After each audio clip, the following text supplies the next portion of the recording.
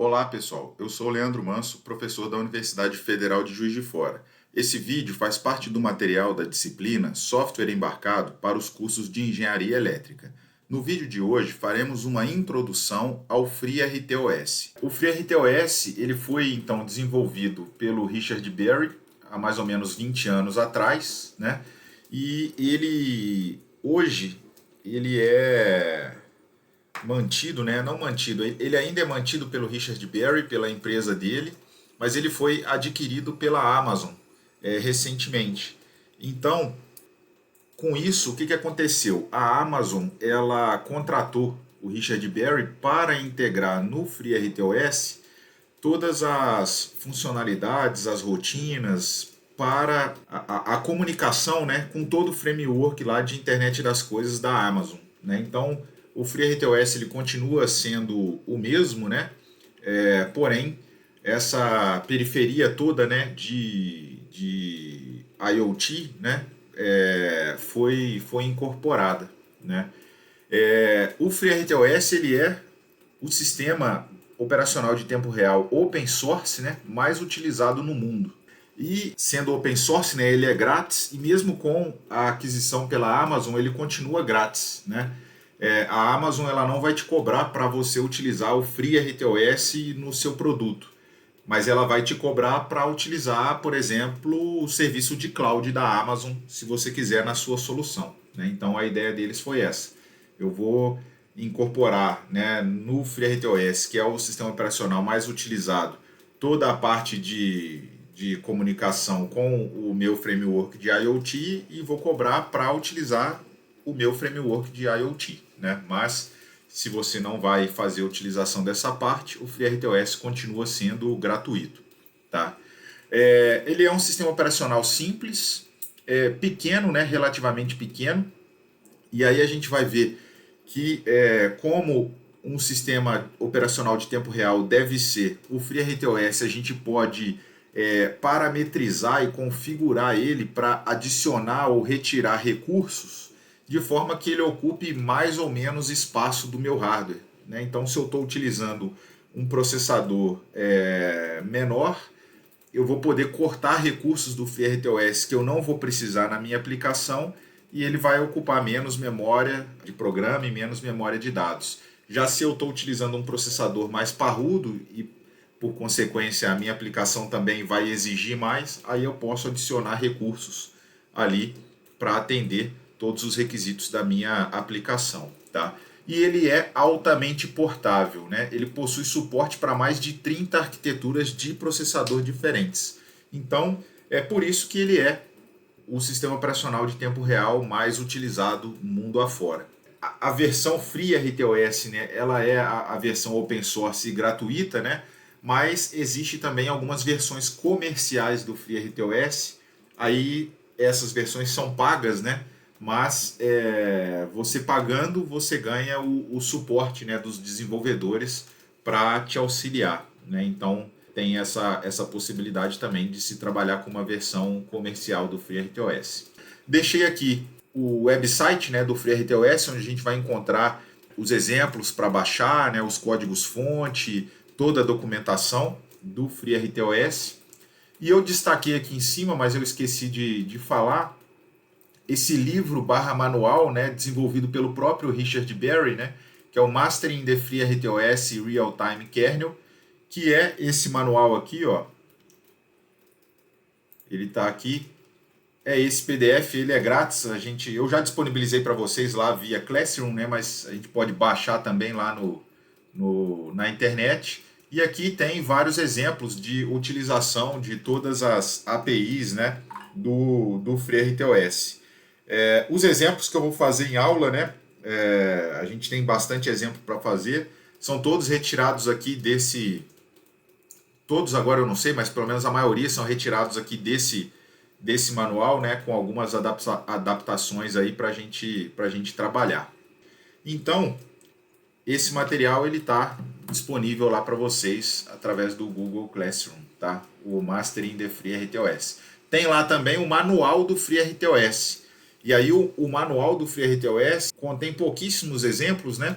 mas ele tem lá a documentação de todas as funções da API do FreeRTOS. Então, caso a gente tenha alguma dúvida ou queira saber alguma função que não esteja sendo exemplificada aqui nesse documento, no manual do FreeRTOS tem tudo.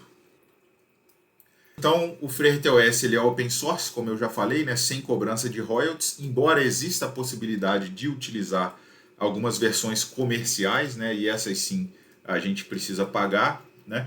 Existem diversas ferramentas abertas e gratuitas para o desenvolvimento, né.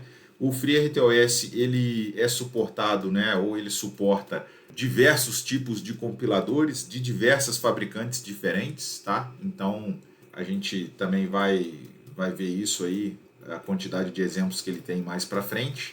Ele foi projetado para ser simples e fácil de usar. A gente vai ver aqui que o FreeRTOS ele possui uma quantidade enorme de exemplos base para cada tipo de arquitetura e compilador que ele suporta. E a partir desse exemplo, que já está todo configurado para rodar direitinho, a gente pode evoluir a nossa aplicação ali em cima, né? Partindo desse exemplo. E aí fica fácil da gente fazer, tá?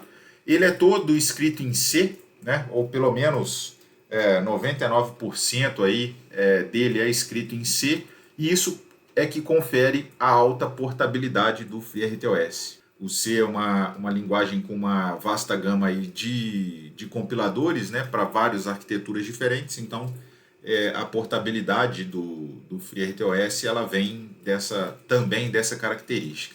E aí, em termos de consumo de hardware, né, em uma configuração típica aqui, né, o kernel do FreeRTOS ele vai consumir aí, em termos de código, né, memória de programa, entre 5 a 10 kilobytes, né, e em termos de dados, né, memória de dados, memória RAM, 200 bytes de memória. E aí a memória de dados, né, ela varia bastante, porque quanto mais tarefas, por exemplo, você coloca lá na tua aplicação, mais memória de dados ela vai consumir, né? Quanto mais objetos do kernel você vai utilizar, mais memória de dados ela vai consumir. Então, isso aí varia de aplicação para aplicação. E aí, uma definição que é importante a gente entender são os ports do FreeRTOS, né?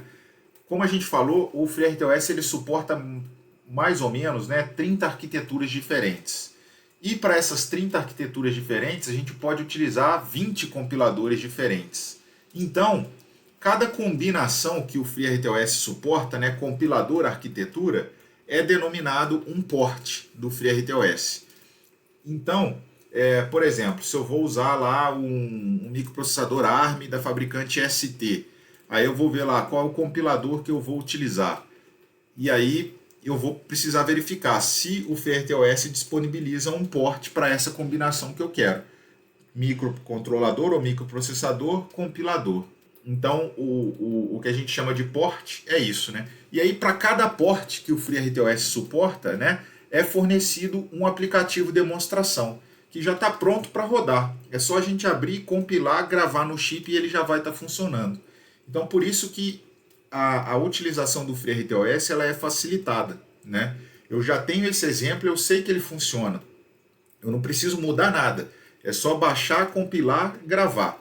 E aí, a partir desse exemplo, que já tem toda a configuração, né, da ferramenta que eu estou utilizando para pegar os arquivos do FreeRTOS no lugar certo e compilar, eu posso construir a minha aplicação a partir daí. Eu apago todo o código, mantenho toda a configuração e começo a desenvolver minha aplicação. E aí o FreeRTOS, então, ele pode ser entendido, né, como um conjunto de bibliotecas que proporcionam um recurso de multitasking, né, ou seja, um recurso de multitarefa. Então, pessoal, aqui é uma coisa que quando a gente está começando a trabalhar com sistemas operacionais de tempo real, dá uma confusão na nossa cabeça, porque a gente está acostumado a trabalhar com um sistema operacional em PC, né? O Windows, por exemplo, o Linux ou o macOS. E aí é um pouco diferente, porque o que acontece no meu computador? Eu tenho o Windows instalado, e aí se eu quero utilizar ou desenvolver uma aplicação, eu preciso instalar essa aplicação depois de o Windows já estar instalado, né? Quando eu compilo um programa em C ou em Java, em Python para rodar no meu computador, eu vou compilar e depois vou executar aquela aplicação num sistema que já está rodando. Um sistema operacional de tempo real não é assim. Ele é esse conjunto de bibliotecas que a gente incorpora na nossa aplicação, ou seja, vai ser tudo compilado junto. Eu não vou instalar um sistema operacional de tempo real para depois rodar uma aplicação em cima daquilo ali. Né? O sistema operacional de tempo real é esse conjunto de bibliotecas que vai proporcionar para a gente diversas funções para que a gente possa ter essa função de multitarefa. Tá? Então é tudo junto, é uma coisa só. O sistema operacional de tempo real e a nossa aplicação são compiladas junto e geram um arquivo binário, né, para ser programado lá na memória do microprocessador. Tá? Então isso é importante a gente entender nesse momento, senão essa confusão ela fica, né, na nossa cabeça aí. Quando a gente for ver o exemplo aqui, você vai ver, vai ter vários includes lá. E aí, por exemplo, se eu quero utilizar a parte de tarefa, eu vou dar um include lá no tasks.h, por exemplo. Se eu quero utilizar uma outra parte relacionada a um outro objeto do kernel, que a gente não viu ainda na teoria, né? Aí eu vou dar um include naquela biblioteca de objetos específica. E aí eu vou montando, né, o meu sistema operacional só com as bibliotecas que eu preciso. E aí quando eu compila tudo junto, como se fosse um programa em C normal. E aí, pessoal, além dessa possibilidade, né, que eu comentei agora, né, de ir incluindo somente as bibliotecas que a gente precisa, né, a gente pode parametrizar outras funcionalidades do RTOS. E todo RTOS é assim, tá? Eu vou ter um arquivo de configuração específico em que eu vou poder fazer essa parametrização. No caso do FreeRTOS, o arquivo é o freertosconfig.h. Aqui eu estou colocando uma imagem, né, de alguns defines que a gente vai encontrar lá no freertosconfig.h. Depois, na hora que a gente for ver o exemplo aqui, eu vou mostrar onde é que ele fica localizado e ele completinho aqui. Mas, por exemplo, a gente tem essa primeira seção aqui, que são as configurações que a gente vai fazer do sistema operacional. Então, por exemplo, eu tenho esse cara aqui, ó, o config use preemption. Então, se eu coloco esse cara aqui igual a 1, significa que eu quero que o meu kernel trabalhe de maneira preemptiva.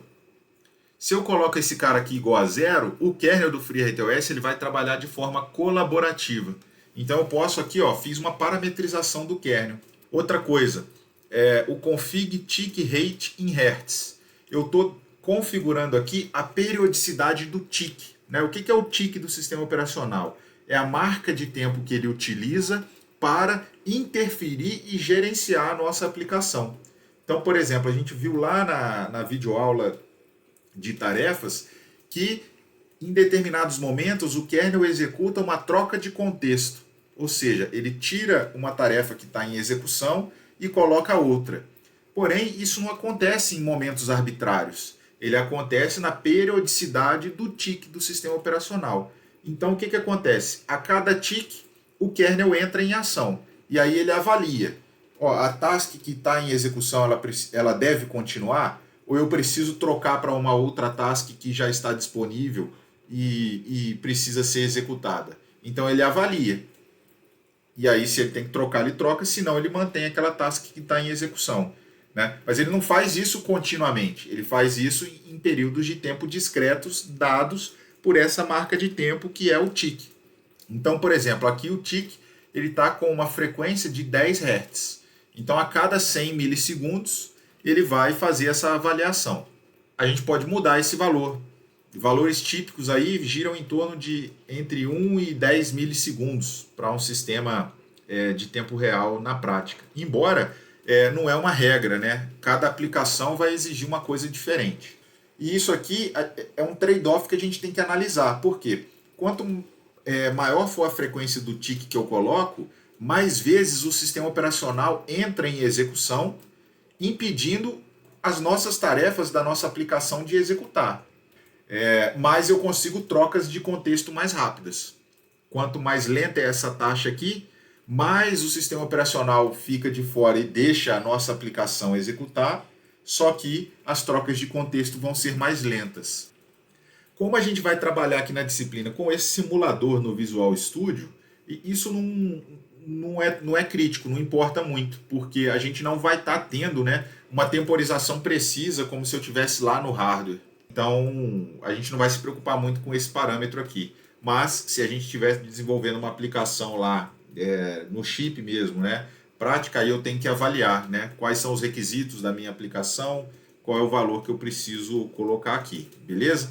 Então essa é uma coisa importante que a gente tem que entender, tá? Porque o que acontece, pessoal? Quando a gente usa um kernel de tempo real, o FreeRTOS ou um sistema operacional de tempo real, por exemplo, a gente está deixando de utilizar o tempo da CPU para realizar o código da nossa aplicação, que é o que realmente vai resolver o nosso problema, né? Que vai trabalhar ali para resolver o nosso problema, para estar executando o sistema operacional, o kernel. Então eu tenho que avaliar. Eu posso perder esse tempo para deixar o kernel executar? Só que o kernel ele traz vantagens para a gente. Ele vai saber gerenciar o tempo das funções ou das tarefas que a gente implementou melhor. Ele vai fazer esse serviço para a gente. Tá? Só que ele vai consumir recurso de CPU. Então a gente tem sempre que avaliar. É toda aplicação de tempo real que a gente precisa utilizar um sistema operacional de tempo real? Não. Se for uma aplicação simples, que eu tenho poucas tarefas para gerenciar, eu consigo fazer isso na mão, né? Lá da maneira que vocês aprenderam a programar microcontrolador lá na disciplina de microprocessadores. Agora, se eu começo a ter mais tarefas, com periodicidades diferentes, requisitos de tempo diferentes, aí controlar isso na mão começa a ficar muito difícil. Aí sim vale a pena a gente colocar esse kernel de tempo real. Então nós temos essa parte de configurações aqui, pessoal, que é mais uma parametrização, e nós temos essa outra parte aqui que são os includes, tá? E esses includes aqui, eles são includes relacionados com funções da API do FreeRTOS. Por exemplo, eu tenho esse primeiro aqui, ó, include vTask Priority Set. Essa função aqui, Task Priority Set, é uma função que a gente utiliza para alterar o nível de prioridade de uma task enquanto o sistema está em execução. E aí, beleza, eu fiz o meu código todo lá, eu nunca precisei utilizar essa função aqui. Para que eu vou pedir para que o FreeRTOS inclua isso e consuma mais recurso de memória, por exemplo, se eu não estou usando? Então, se eu vier aqui e colocar 0 nesse cara aqui, eu não vou ter essa função aqui disponível para usar. Ele vai lá na parte da memória de programa, ou ele vai lá na biblioteca e arranca essa função de lá. Aí o compilador não vai compilar ela. Ou seja, ele vai gastar menos memória de programa. E com isso eu posso, aqui tem alguns exemplos, né, que eu peguei só um pedacinho lá, esse arquivo é bem grande, de funções que eu posso colocar, né, deixar o FreeRTOS colocar e o compilador compilar elas, ou eu retiro e aí o compilador não compila. Elas não existem. É como se elas não existissem na biblioteca, entendeu? Então, tem essas duas possibilidades de parametrização aqui. E aí é importante a gente entender os diretórios, né, do FreeRTOS. Tá? Quando a gente baixa o FreeRTOS lá ele vem, né, com vários diretórios lá dentro. Então, o FreeRTOS, quando a gente baixa os exemplos, ele vem dividido em dois diretórios principais. O FreeRTOS propriamente dito e o FreeRTOS Plus. Tá? O FreeRTOS Plus a gente não vai utilizar aqui na disciplina. Aqui nessa parte aqui a gente tem biblioteca de interface gráfica com display, parte de comunicação de dados, são extras assim, né, do FreeRTOS que não estão diretamente relacionadas com o kernel em si, né, são bibliotecas extras.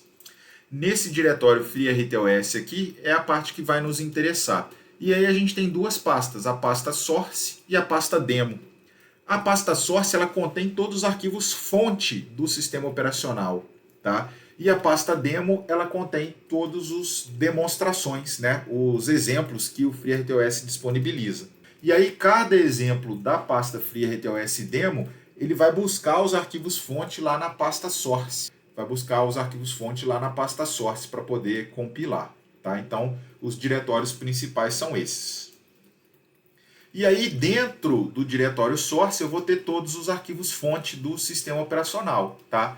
A gente tem aqui alguns arquivos que são obrigatórios para todas as distribuições e exemplos, tá? Que são eles o tasks.c e o list.c.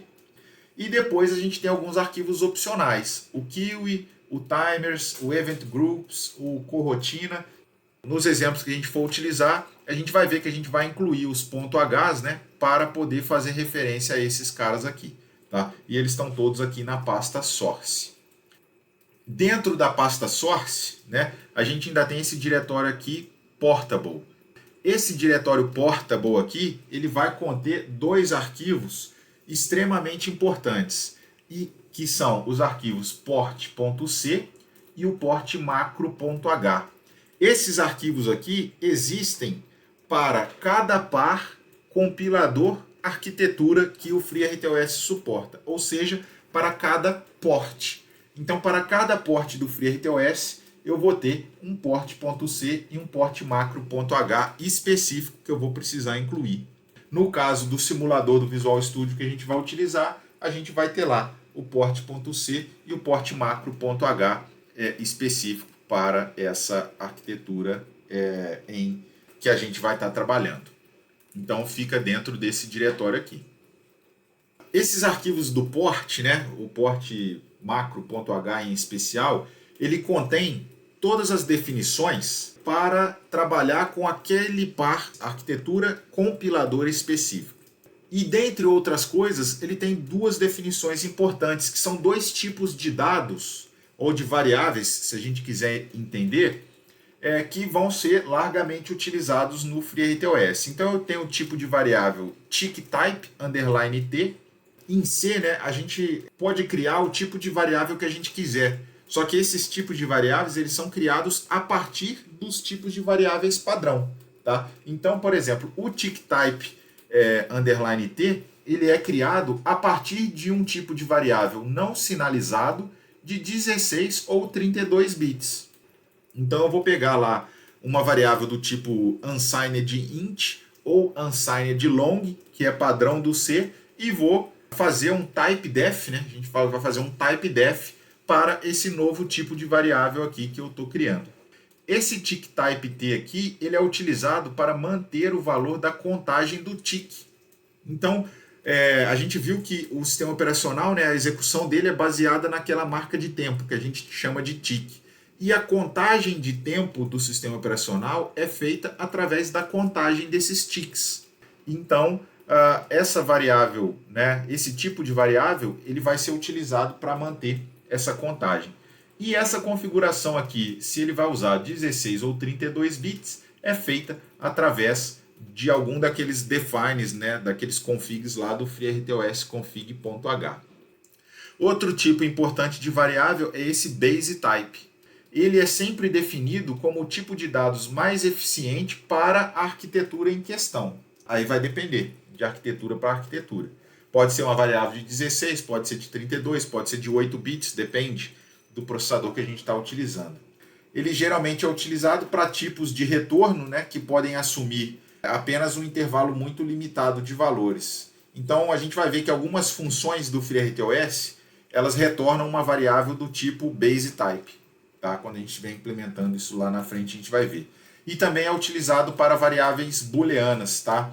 Os booleanos no FreeRTOS, eles também usam um define, né? Que é o pdTrue e o pdFalse. A gente já vai ver aqui mais para frente. Alguma coisa aqui de code styling, né, que é importante a gente entender, né? O code styling é a maneira de escrever o código, né? Não tem nada a ver com a sintaxe do C ou com a API do sistema operacional que a gente está utilizando. É a maneira com que os programadores lá do FreeRTOS utilizaram para facilitar a leitura do código. Tá? É uma maneira de escrever o código. Então, seguindo esse padrão de codificação, né, do FreeRTOS, as variáveis elas vão ser sempre prefixadas com alguma letra que defina o tipo da variável. Então, por exemplo, sempre vou ter uma variável prefixada C, se ela for do tipo caractere, S, se ela for short int, L, se ela for long int, X, se ela for do tipo base type. Isso aqui vem no nome da variável, tá, pessoal? Então, por exemplo, eu vou criar uma variável inteiro que vai chamar contador. Se eu for seguir esse padrão aqui, em vez de eu chamar ela contador, eu vou chamar ela de S contador, porque aí eu sei que ela é do tipo short int, tá? Se eu quiser que ela seja do tipo long int, eu vou chamar de L contador. E assim vai, é um padrão.